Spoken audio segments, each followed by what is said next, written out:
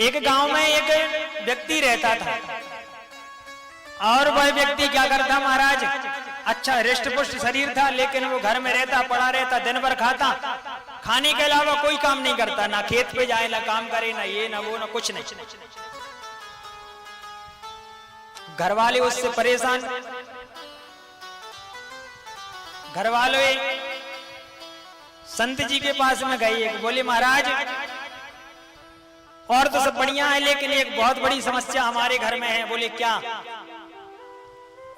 बोले हमारे घर में एक व्यक्ति है, हमारे घर में एक सदस्य है, वो केवल खाता है और कोई काम नहीं करता, कुछ नहीं करता।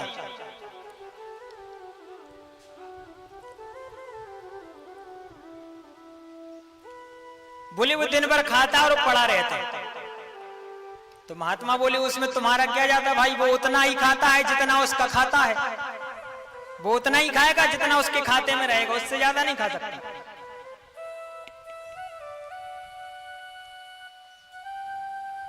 संत ने समझा बुझा करके सब घर वालों को वापस भेजा दिया। अब वो भोजन करें, भोजन करने थाली पर बैठे।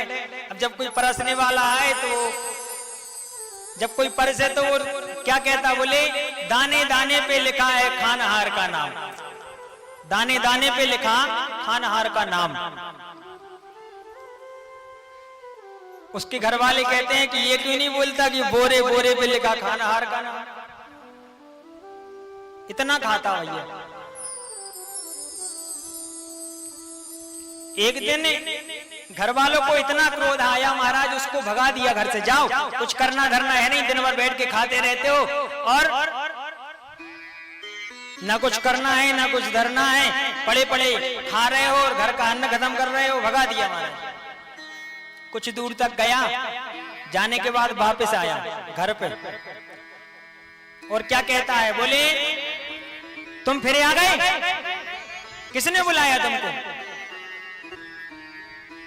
तो वो बेचारा बड़े मधुर स्वर से बोलता है, क्या? बोले शायद मुझे निकाल कर पछता रहे होंगे आप, शायद मुझे निकाल कर पछता रहे होंगे आप, महफिल में आ गया हूं मैं इस ख्याल से। उसके घर वाले बोलते हैं कि तुम्हें निकाल करके कोई नहीं पछ पा रहा, तुम तो जाओ। बेचारा क्या करे, जाना पड़ेगा। निकल जाता है घर से, जाकर के एक देखता है कि एक आश्रम के बाहर पहुंच जाता है। अब आश्रम के बाहर जो द्वार था महाराज, वहां पर उस आश्रम के महंत जी बैठे थे और अपना कार्य कर रहे थे। महंत जी को उसने देखा, अच्छे हृष्ट पुष्ट महंत जी, मोटे ताजे, तो देख करके वहां पर रुक जाता है। बोले महाराज आप कौन हो? बोले हम इस आश्रम के संचालक हैं। बोले अच्छा आप यहाँ के श्री महंत हो? बोले हाँ हम महंत हैं। अच्छा। तब तक उसको 3-4 और उनके जो महाराज जी के चेला थे, शिष्य थे, वो आश्रम से बाहर निकलते हुए दिखाई पड़े। वो भी अच्छे हृष्ट पुष्ट मोटे ताजे। उसने देखा भैया यहाँ पे तो सबके बड़े मजे हैं। संत जी से बोलता है कि महाराज हम आपके आश्रम में यहाँ पर रुकना चाहते हैं, रुक जाएं क्या? आप हमें चेला बना लो, हम आपकी सेवा करेंगे, यहीं पर रुकेंगे, यहीं पर पाएंगे भोजन और आराम करेंगे, आपकी सेवा करेंगे। बोले ठीक है रुक जाओ। संत जी ने कंठी पहनाई, तिलक लगाया, मंत्र दिया, बन गए चेला। महाराज रहने लगे, अब आनंद से रहता वो तो। अब एक दिन संत जी से भोजन के विषय में चर्चा करता। बोलते महाराज यहाँ पर पंगत कितनी होती? बोले यहाँ पर 5 पंगत होती। बोले यहाँ पंगत कितनी होती? बोले 5 पंगत होती। तो बोले महाराज अगर आपको हर्ज ना हो तो हम 5 में बैठ सकते। बोले बैठ तो सकते हो, लेकिन इतना तुम खाओगे, खा पाओगे? बोले महाराज बस आपकी कृपा है, हमारा कुछ नहीं, आप बोलो तो हम 5 में बैठ सकें। बोले बैठो। अब महाराज उसके मजे हो गए, वो तो 5 पंगत में बैठता और खूब खाता और भगवान का भजन करता। बोले करना क्या है? बोले कुछ नहीं, बैठ करके भगवान का भजन करो और जितना खाना है खाओ। अब वो तो राम राम जपता और भगवान का भजन करता और भोजन करता। एक दिन सुबह हुई, उठ करके आया, स्नान आदि क्रियाओं से निवृत्त होकर के आया। अब जब वह आया तो उसने देखा, क्या देखा? बोले न चूल्हे जले, न कहीं आटा लगता दिखाई पड़े, न सब्जी कटती दिखाई पड़े। आज वो चिंता में पड़ गया। चिंता किस बात की हो गई? बोले आज ना चूल्हे जलते दिखाई दे रहे, ना कोई सब्जी काट रहा है, ना कोई आटा लगा रहा है, क्या बात है?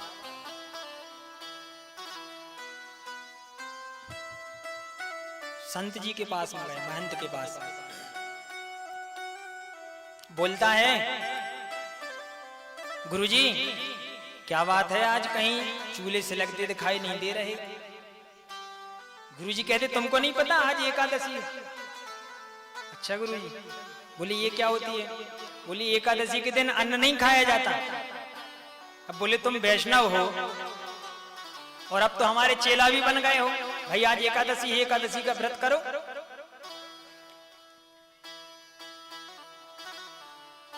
और वैष्णवों को महाराज एकादशी करना ही चाहिए, एकादशी का व्रत अवश्य करना चाहिए, कोई व्रत करो चाहे मत करो, एकादशी का व्रत अवश्य होना चाहिए।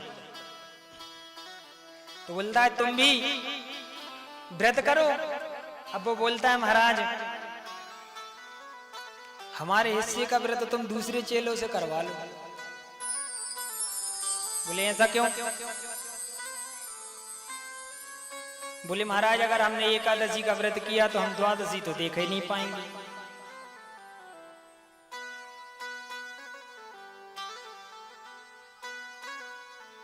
संत जी ने कहा कि अच्छा बना के खा लोगे? को कम कर दो। बोले बना के खा लोगे? बोले मरता क्या नहीं करता, आप सब करना पड़ेगा भैया, बना के भी खा लेंगे। संत जी ने कहा इसको सामान दे दो। उसने जो कुठारी था वहां पर आश्रम में, उससे सामान दिलवा दिया। संत जी ने कहा नदी के किनारे जाना, भोजन बनाना, भगवान को भोग लगाना, इसके बाद में पाना। अब उसने सामान सब पूरा ले लिया खाना बनाने का, और जाकर के नदी के किनारे मारे मारे जैसे तैसे तो भोजन बना भैया। अब जैसे तैसे भोजन बना। पहली बार भोजन बनाया तो बड़ी मुश्किलों में भोजन बना। भोजन बनने के बाद भूख बहुत तेज लगी थी, लेकिन गुरुजी की बात याद थी कि पहले भोग लगाना बाद में खाना।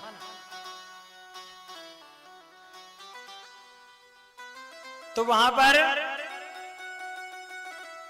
भोजन बनाने के बाद में लगा पुकारने किसको? सीताराम जी को कि प्रभु आइए भोग लगाइए। क्या बोलता है?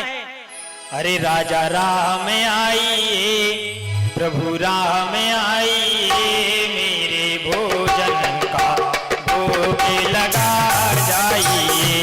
राजा राम आइए, प्रभु राम आइए, मेरे भोजन का भोग लगाइए। ओ मेरे भोजन का भोग लगा जाइए, मेरे भोजन का भोग लगा जाइए। राजा राम आइए, प्रभु राम आइए, मेरे भोजन का भोग लगा जाइए, मेरे भोजन का भोग लगा जाइए। और महाराज लगा पुकारने भगवान को, कहता है राजा राम आइए, प्रभु राम आइए, मेरे भोजन का भोग लगाइए। भगवान नहीं आए। जब भगवान नहीं आए तो क्या हुआ? बोले अगर तुम सोचो कि मंदिर में मेरे ठाट हैं, वहां पर मुझे अच्छा अच्छा खाने को मिलता है, ये रूखा सूखा खाने को क्यों जाऊं? तो बोले मंदिर के चक्कर में मत रहना, मंदिर से आज हम खुद प्राण बचा करके आए, इसलिए वहां के चक्कर में मत रहना। तो बड़े भाव से क्या बोल रहा है? भूल करोगे यदि तज दोगे, भोजन रूखे सूखे हो। भूल करोगे यदि तज दोगे, भोजन रूखे सूखे। हाँ भूल करोगे यदि तज दोगे, भोजन रूखे सूखे हो। भूल करोगे यदि तज दोगे, भोजन रूखे सूखे। और क्या कह रहा है? एकादशी आज मंदिर में बैठे रहोगे भूखे। एकादशी आज मंदिर में भूखे बैठे रहोगे भूखे। एकादशी आज मंदिर में बैठे रहोगे। बोले भूल करोगे यदि तज दोगे भोजन रूखे सूखे। और एकादशी आज मंदिर में बैठे रहोगे भूखे।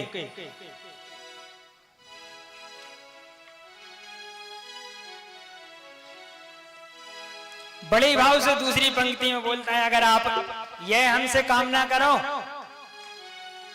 अगर आप हमसे ये कामना करो। बोले क्या? कि हम घंटी बजा करके आरती जला करके आपको बुलाएं। तो बोले वो व्यवस्था भी हमारे पास में नहीं है।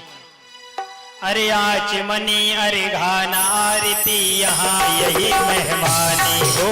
आचमनी अरे घाना आरती यहाँ यही मेहमानी। हाँ आचमनी अरे घाना आरती यहाँ यही मेहमानी हो। आचमनी अरे अरे रोटी रोटी पाओ प्रेम से पियो नदी का पानी। रोटी रोटी पियो नदी का पानी। राजा राम आइए प्रभु राम आइए।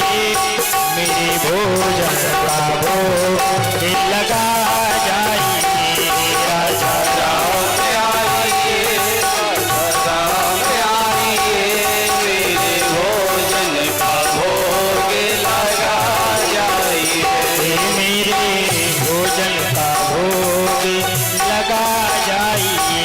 मेरे भोजन का भोग लगा जाइए। इस प्रकार से भक्त कहता है क्या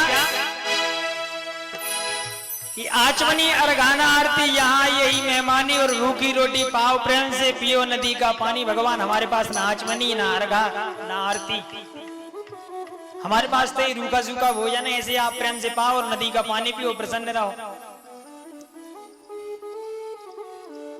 ये बात भी बोल दी, ये बात भी बोल दी कि भूल करोगे यदि तज दोगे भोजन रूखे सूखे। और एकादशी आज मंदिर में बैठे रहोगे भूखे। ये बात बोली तो भगवान ने तत्क्षण बिल्कुल देर नहीं लगाई और उसके सामने प्रकट हो गए। तो बैठ विपिन में भक्त ने कीनी करुण पुकार। भगवान ने जब उस भक्त ने जब करुण पुकार करी तो भगवान ने देर नहीं लगाई और उस भक्त के सामने प्रकट हो जाते हैं। तो बोले कौन प्रकट हुआ? बोले राम बाम दिस जाने की। बोले बुलाया एक को था लेकिन भगवान भी बड़े कौतुकी हैं। बुलाया एक को आए दो। कौन आया? बोले सीता जी साथ में आई। अब वो महाराज उनको प्रणाम करता, महाराज बड़ी देर। कहते हैं ठीक है अब हम आ गए, हमारे लिए भोजन बनाया, भोजन दो। अब वो भी बेचारा पहले भगवान को देखे फिर अपनी रोटियों को देखे, फिर भगवान को देखे फिर रोटियों को देखे। भगवान कहते हैं क्या हुआ? बोले कुछ नहीं महाराज। बोले पूरी तो नहीं मगर थोड़ी मोड़ी एकादशी तो आप करा ही दोगे हमारी। लेकिन ठीक है आपका स्वरूप इतना सुंदर है कि आप तो प्रेम से भोजन पाइए। भगवान ने भोजन पाया। अब भगवान जब जाने लगे तो भगवान से वह कहता है कि प्रभु अगली बार थोड़ा जल्दी आ जाना, देर मत करना, भूख लगे आती है मुझे, पीड़ा होने लगती है पेट में। बोले तुम व्यवस्था करके रखना, हम बिल्कुल आ जाएंगे। अब वापस गया, गुरुजी ने पूछा कहो भाई बनाया है खाया है? बोले गुरुजी। बोले क्या हुआ? बोले आपने बोला था कि एक भगवान आते हैं, वहां दो आए।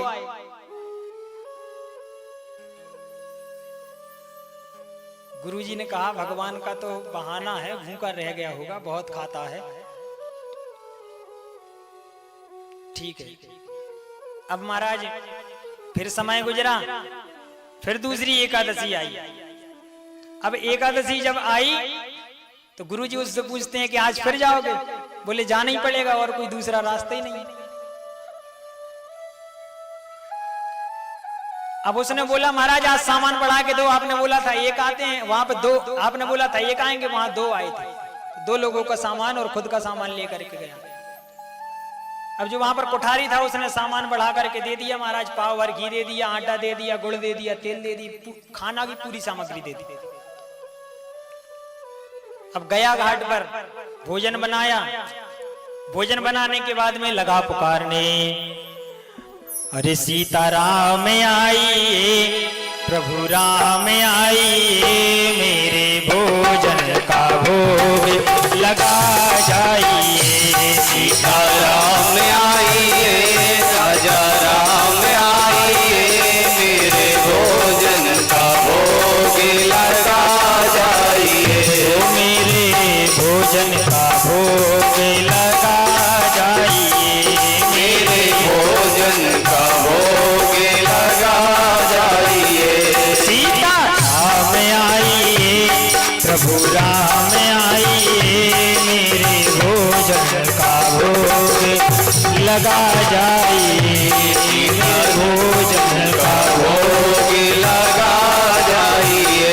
मेरे भोजन का भोग लगा जाइए। भोजन बनाया, भगवान सीता रामचंद्र जी को बुलाया, और जब बुलाया तो क्या हुआ? बोले राम बाम दिस जानकी लखन दाहिनी ओ। अब तो महाराज जैसे ही उसने पुकारा भगवान प्रकट हो गए, लेकिन राम बाम दिस जानकी लखन दाहिनी और बोले एक को बुलाया तो दो आए, अब दो की व्यवस्था करी तो तीन आ गए।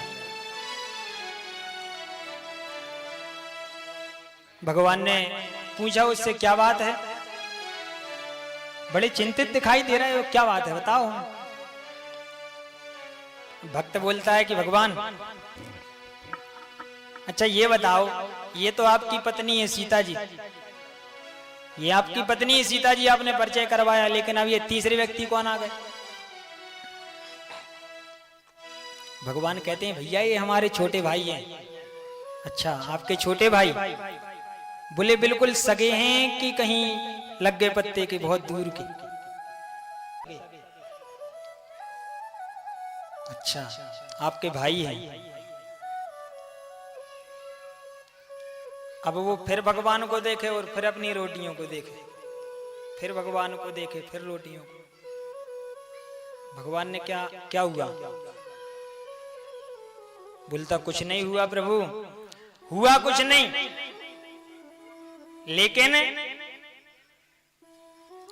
उस दिन आपने हमारी एकादशी करवाई आदि, अब आज थोड़ी और बढ़ जाएगी। क्यों? क्योंकि बोले हमने दो की व्यवस्था करी, आप तीन आए और तीन का इंतजाम था पूरा।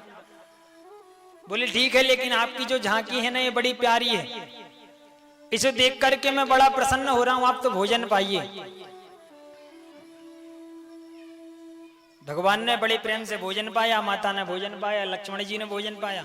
अब भगवान वहां से जाने लगे। अब भगवान जब जा रहे हैं तो भगवान को वह भक्त प्रणाम करता है और कहता है प्रभु आपके चरणों में बारंबार प्रणाम है। भगवान आशीर्वाद देते हैं। बोले लेकिन अभी बता दो कि अगली बार कितने आओगे, हम वैसी व्यवस्था बना के रखेंगे। बोले अभी बता दो कि इतने आएंगे तो हम उतने की व्यवस्था बनाएं। भगवान कहने लगे तुम चिंता मत करो, तुम तो अपनी तैयारी करके रखना, हम आ जाएंगे। अब उसको संशय में डाल दिया महाराज, बताए ही नहीं कि कितने आएंगे। अब संशय में डाला, अब वो आश्रम पर गया, गुरुजी ने पूछा क्यों, बना करके खाया है? आज गुरुजी को ही गुस्सा करने लगा, अरे आपने बोला था एक आएंगे तो दो आए, अब दो की व्यवस्था करी तो वहां पे तीन आ गए। और हमने पूछा जब कि अगली बार कितने आओगे तो ये भी नहीं बता के गए कि हम इतने आएंगे तो हम उतनी व्यवस्था करके ले जाते। संत जी ने कहा कि इतना सारा ये अन्न लेकर के जाता है, इतना सामान लेकर के जाता है, जरूर ये बेचता होगा। फिर समय व्यतीत हुआ महाराज, फिर एकादशी आई और एकादशी आई तो गुरुजी ने पूछा आज फिर जाओगे? बोले जाना ही पड़ेगा।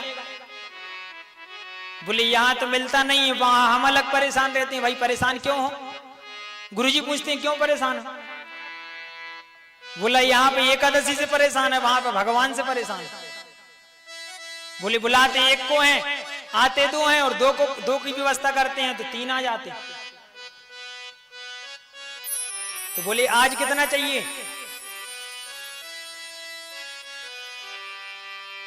बोले 2 सेर आटा, 2 पाव घी, उसके अनुसार गुड़, भोजन की पूरी सामग्री दो आप मुझे इतनी इतनी। गुरुजी ने बोला कि इतनी सामग्री ले जा रहा है, पक्का ये बेचेगा। गुरुजी ने विचार किया कि इसके पीछे चल करके देखना चाहिए। अब उसको कुठारी को बोल दिया ये जो मांगे, जितना जितना मांगे दे दो इसको। गुरुजी पीछे पीछे जाते। अब वो नदी के किनारे पहुंचा, लेकिन भगवान के भक्त भी चतुर होते हैं, उसने भी आज चालाकी कर दी। क्या? बोले अपनी गठरी को ले जाकर के नदी के किनारे रखा और भोजन नहीं बनाया, भोजन बनाया नहीं, और वो तो सीधा लगे पुकारने, अरे सीता राम आइए, राजा राम आइए, मेरे भोजन का भोग लगा जाइए। सीता राम आइए, प्रभु राम आइए, मेरे भोजन का भोग लगा जाइए। राजा राम आइए, लक्ष्मण राम आइए, मेरे भोजन का भोग लगा जाइए। प्रभु राम आइए, लक्ष्मण राम आइए, मेरे भोजन का भोग लगा जाइए। मेरे भोजन का भोग लगा जाइए। मेरे भोजन का भोग लगा जाइए। भोजन कुछ बनाया नहीं और भगवान को लगा पुकारने, राजा राम आइए, सीता राम आइए, लक्ष्मण राम आइए। भगवान तो मानो इंतजार ही कर रहे थे कि कब हमें ये पुकारे और कब हम इसके पास में जाएं। तो बैठ विपिन में भक्त ने कीनी करुण पुकार, और तोता क्षण में प्रगट भयो दिव्य राम दरबार। आज तो महाराज गिनती नहीं है, आज तो गिनती नहीं है। पहले 1 के बदले 2 आए, 2 के बदले 3 आए, अब महाराज 3-4 की व्यवस्था करी तो बोले प्रकट भयो दिव्य राम दरबार। अब तो महाराज उसमें भरत जी की पत्नी, लक्ष्मण जी की पत्नी, और शत्रुघ्न जी उनकी पत्नी, पूरा राम दरबार। अच्छा, एक और चीज उसमें विशेष थी। क्या? बोले ये सब आए तो आए, बोले नर देवन की कौन कहे, एक बानर हूँ संग लाए। भगवान जी के साथ में हनुमान जी महाराज भी आए। अब हनुमान जी महाराज आए तो देख करके माथा पकड़ता है और कहता है कि आज हमको भोजन मिलने वाले नहीं। कहता है आज हमको भोजन मिलेंगे नहीं। भगवान कहते हैं कि भक्त तुमने बुलाया है, लाओ भोजन लाओ, कहां रखा है, भोग लगाओ। बोले भगवान आप भले आए, लेकिन आज हमारे यहाँ पे कोई व्यवस्था नहीं है। बोले जब व्यवस्था नहीं है तो बुलाया क्यों? बोले प्रभु ये रखा सामान, सो बनाओ, खाओ और हमें भी खवाओ।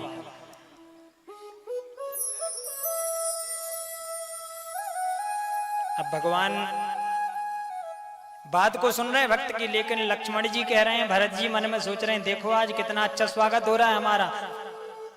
हम अपने धाम को छोड़ करके यहाँ पर आए भगवान के साथ में, और यहाँ पर इतना सुंदर स्वागत हो रहा है।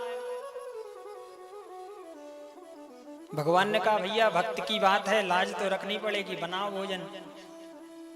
तो आज भरत जी भंडारे बना रहे हैं, माता सीता रसोई को संभाल रही हैं, लक्ष्मण लाल जी लकड़ी लेकर के आ रहे हैं, अंजनी जी, हनुमान जी महाराज अपनी पूंछ से पोंछा लगा रहे हैं। अरे श्री भरत जी भंडारे बनाने लगे, श्री भरत जी भंडारे बनाने लगे, श्री भरत जी भंडारे बनाने लगे, श्री भरत जी भंडारे बनाने लगे,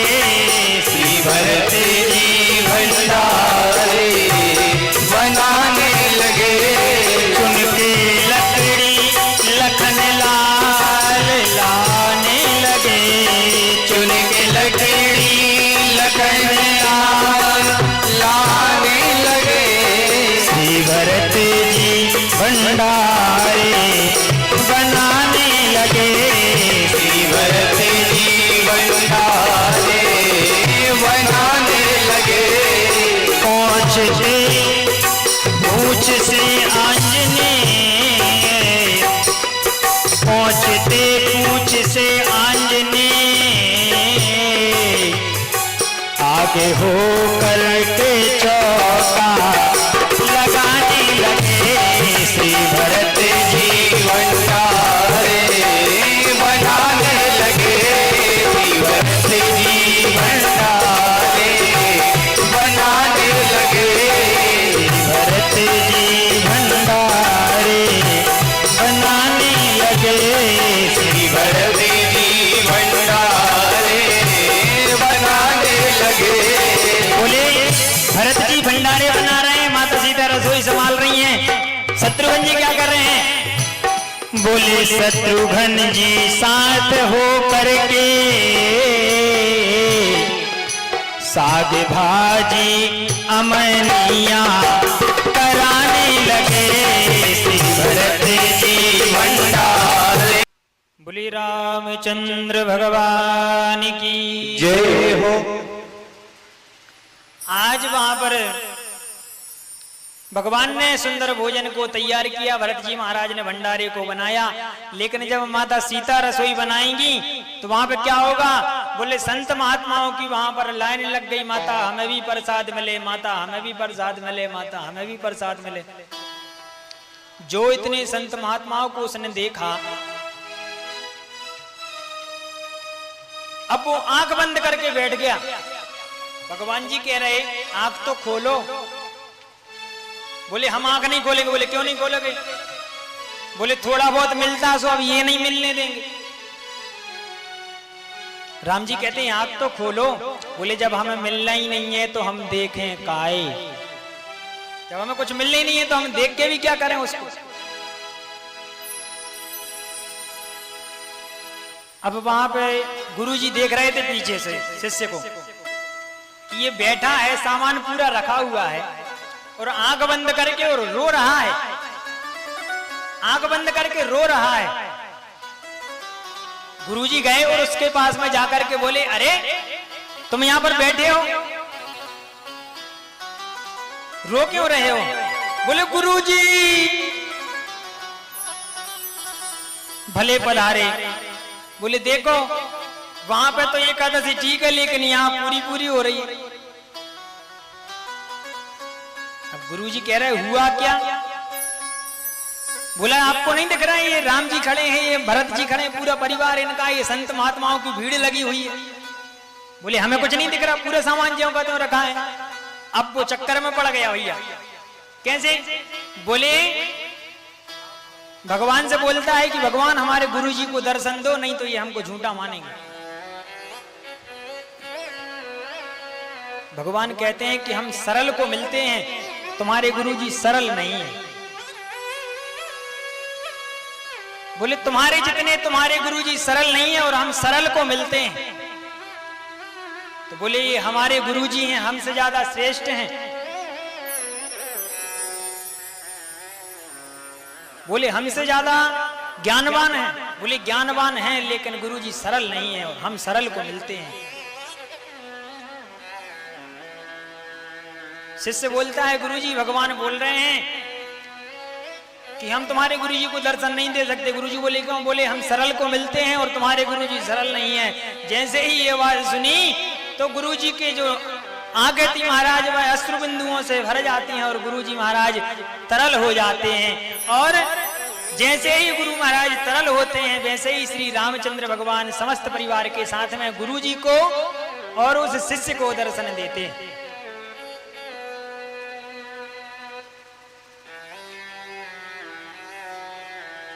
कहने का तात्पर्य यही है भैया कि जब तक हमारे हृदय में, हमारे मन में भाव प्रगाढ़ नहीं होगा, सरलता हमारे हृदय में, हमारे मन में नहीं होगी, तब तक हमको भगवान मिलने वाले नहीं है। सरल का अर्थ जानते हो क्या होता है? सरल का बड़ा सुंदर अर्थ है। सरल का अर्थ क्या कहते हैं? बोले सरल कहते हैं सा से सीता जी, रा से राम जी, ला से लक्ष्मण जी।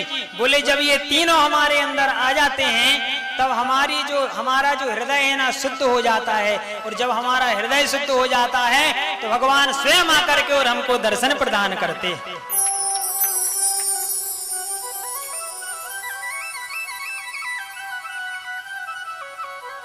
अभी तक आप सब लोगों ने सुना होगा कि गुरु की कृपा से भगवान शिष्य को मिले, लेकिन यहां पर थोड़ा उल्टा है। यहां पर शिष्य ने किए कर्म तब गुरु को दर्शन हुए भगवान के। तो कहने का मतलब यही है महाराज हमारा कि जब तक आपके मन में भगवान के प्रति प्रेम जागृत नहीं होगा तब तक हम भगवान की प्राप्ति नहीं कर सकते हैं।